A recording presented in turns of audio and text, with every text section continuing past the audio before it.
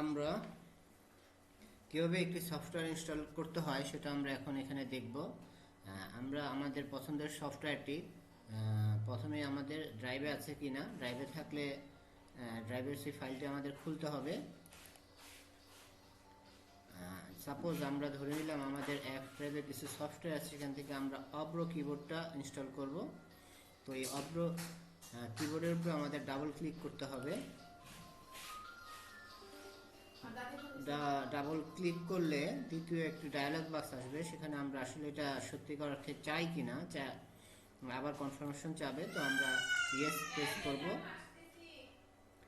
Space next dialogue আসবে, মানে অর্থাৎ এখানে যে পরপর যে ডায়ালগ বক্সগুলো আসবে সেটার কমান্ডগুলো বা ইনস্ট্রাকশনগুলো যদি আমরা ফলো করি তাহলে আমাদের ইনস্টলটা কমপ্লিট হয়ে যাবে। তো এখানে আমাদের আসতে হলো নেক্সট, মানে আমরা পরবর্তী ধাপে যেতে চাই কিনা। ইয়েস আমরা চাই, এবং আমাদের এগ্রিমেন্ট এখানে যে লাইসেন্সের ওদের শর্তগুলো আছে সেগুলো আমরা মানবো কিনা। হ্যাঁ আমরা মানবো, নেক্সট।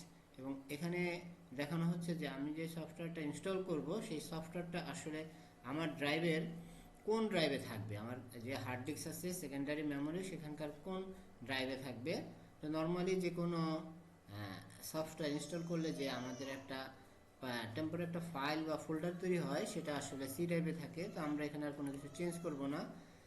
এবং ওরা দ্বিতীয় ইনস্ট্রাকশন চাচ্ছে যে আসলে এটা অটোমেটিক আপডেট হবে কিনা বা হবে কিনা, আপডেটের তথ্য তারা যাচাই করবে কিনা, আমাকে দেখানো হবে কিনা যে আসলে আমি আপডেট নতুন নতুন আপডেট আসছে সেগুলো আপডেট দেওয়ার জন্য। তো আমরা এটা চাই, এই জন্য আমরা নেক্সট দিয়ে দেব। আর যদি না চাই তাহলে আমাদের এখানে এই ড্রপডাউন বাটনের যে আরো চিহ্নটা আছে সেটা আমাদের উঠিয়ে দিতে হবে। যেহেতু আমরা চাই আবার আমরা দিয়ে দেব।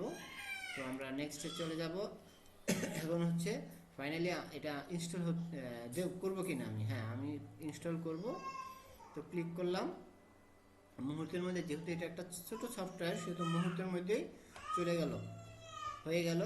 নর্মালি অন্যান্য সফটওয়্যারগুলো ফিনিশ একটা অপশন আসে, এখানেও এটার ভিতরেও ফিনিশ চলে আসছে, অর্থাৎ আমার এখানে কাজ শেষ, আমি ফিনিশ করে ফেলাইলাম। তাহলে দেখা যাচ্ছে যে এই পর্যায়ে আমার এই সফটওয়্যারটা পুরোপুরিভাবে ইনস্টল হয়েছে। এখন আমরা খুঁজে বের করি আসলে আমার সফটওয়্যার যে আসলে ইনস্টল হয়েছে সেটা আমরা দেখব কিভাবে। যেমন আমার সার্চ অপশনে আমরা গিয়ে অব্র কিবোর্ড যে আমরা ইনস্টল করছি, যে এখানে শো করতেছে, আমরা ডাবল ক্লিক করলেই অব্র কিবোর্ডটা রান হয়ে যাবে। এই যে এখানে দেখানো হচ্ছে যে এখানে একটা অব্র কিবোর্ডের প্রাইমারি একটা আইকন চলে আসছে।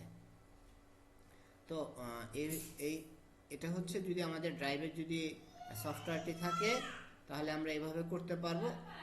অথবা আমরা যদি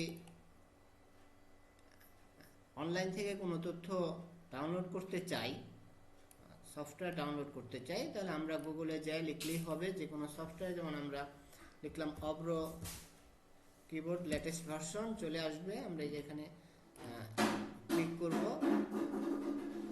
ক্লিক হওয়ার সাথে সাথে বিভিন্ন ওয়েবসাইটে বিভিন্ন রকম ডায়লগ বক্স থাকে, এক একটা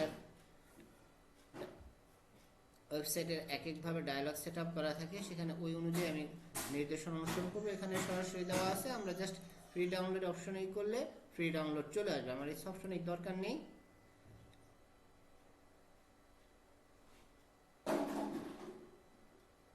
একটু সমস্যা হয়েছে, এই জন্য ওরা আবার রিলঞ্চ করতে বলছে। আমরা আবার রিলঞ্চ ডাউনলোড দিলাম, ডাউনলোড আমার শুরু হয়ে গেছে।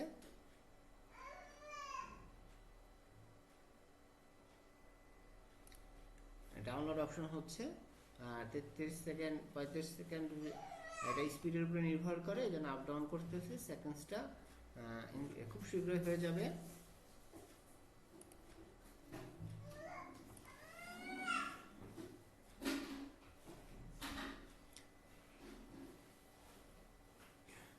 যখন আমার ফাইলটি পুরোপুরি ডাউনলোড হয়ে যাবে তখন আমি এটাকে আমার ডাউনলোড ফোল্ডারে দিয়ে দেখতে পাবো যে সেটা অব্র কিবোর্ড। যেহেতু আমি একবার আমার আছে সেহেতু এটাকে আবার দিলে এখন নিতে চাবে না,